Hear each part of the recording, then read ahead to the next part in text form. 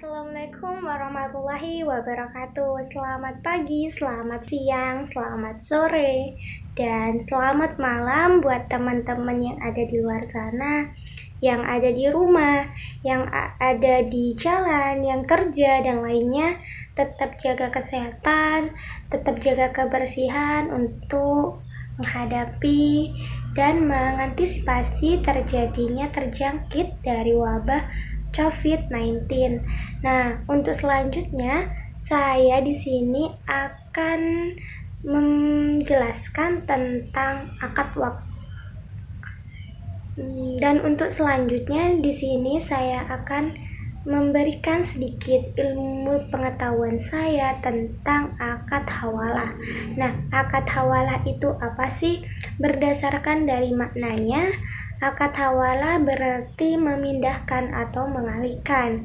Sedangkan dari ilmu fikih, akad hawalah tersebut merupakan pengalihan dari penagihan hutang dari orang yang berhutang sebelumnya kepada orang yang menanggung hutang tersebut. Sedangkan istilah-istilah dari hawalah itu sendiri terdapat 3 hal yang kalian harus tahu. Yang pertama yaitu muhal, orang yang memberikan hutang atau piutang. Terus yang kedua itu ada muhil, orang yang berhutang. Terus yang ketiga yaitu muhal alai, orang yang menanggung dari hutang. Untuk jenis-jenisnya sendiri ada 2. Yang pertama itu ada al-muqayyadah, yang mana pengalihannya itu secara bersyarat. Secara bersyarat itu sendiri seumpama orang A memberikan pinjaman hutang kepada orang B, dan orang B memberikan pinjaman hutang kepada orang C dengan jumlah keduanya ini sama, semisal sama-sama 1 juta, dan orang B kan mempunyai hutang kepada orang A. Nah, orang C ini mempunyai hutang kepada orang B. Nah, akan tetapi pengalihan penanggung-jawabannya untuk membayar hutang kepada orang A, orang B ini dialihkan kepada orang C. Nah, ini yang namanya al-muqayyadah. Sedangkan yang kedua yaitu al-mutalaqoh. Al-mutalaqoh di sini merupakan pengalihan hutang secara mutlak. Seumpama orang A memberikan pinjaman dana kepada orang B, dan orang B di sini memberikan pengalihan hutangnya kepada orang C, dan ini yang dinamakan mutlak tanpa adanya perantara, yaitu peminjaman hutang sebelumnya seperti al-muqayyadah. Seperti itu. Sedangkan untuk jenisnya terbagi menjadi 2 secara objek, yang mana itu al-haq. Al-haq itu pengalihan piutang, sedangkan ad-din merupakan pengalihan dari hutang. Sedangkan untuk syarat dan akadnya, yang pertama syarat itu harus ada kerelaan dari ke semua pihak.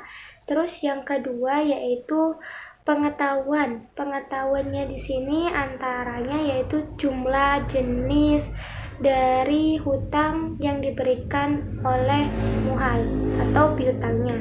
Sedangkan untuk muhal alai ini bersifat lazim, dan kesamaan jumlah dari muhal yang diberikan kepada muhil dan yang diserahkan kepada muhal alai. Seperti itu. Dan untuk akadnya sendiri yang pertama yaitu adanya muhal, adanya muhil, adanya muhal alai untuk terjadinya akad hawalah. Terus adanya orang yang berhutang pihak 1, 2, dan adanya orang yang berhutang pihak 2 dan 3, serta terjadinya ijab kabul. Batalnya akad hawalah. Akad hawalah ini bisa batal dikarenakan beberapa penyebab. Yang pertama yaitu fasya, di mana fasya sendiri yaitu pembatalan dari akad hawalah. Yang kedua yaitu muhal alai sudah melaksanakan penanggung-jawabannya. Dan ketiga yaitu muhal ini terjadinya bangkrut atau kemiskinan. Yang ketiga yaitu muhal alai diberikan warisan oleh muhal, serta itu mengakibatkan penyebab pembatalan dari akad hawalah. Sedangkan untuk dasar atau landasan hukum dari akad hawalah itu sendiri ada beberapa hal. Yang pertama dari hadis riwayat Imam Bukhari. Sedangkan landasan hukum dari adanya akad hawalah itu saya sebutkan dua. Yang pertama yaitu hadis riwayat Bukhari dan Muslim, dan yang kedua yaitu hadis riwayat Ahmad dan Baihaqi. Untuk apa penjelasannya dalam hadis tersebut saya akan lampirkan dan kasih gambar di bawah ini nantinya, atau di pojok kanan atau pojok kiri, biar dari teman-teman bisa langsung membacanya seperti itu. Dan untuk pengaplikasiannya di dunia nyata, akad hawalah apakah ada sih Kak ya?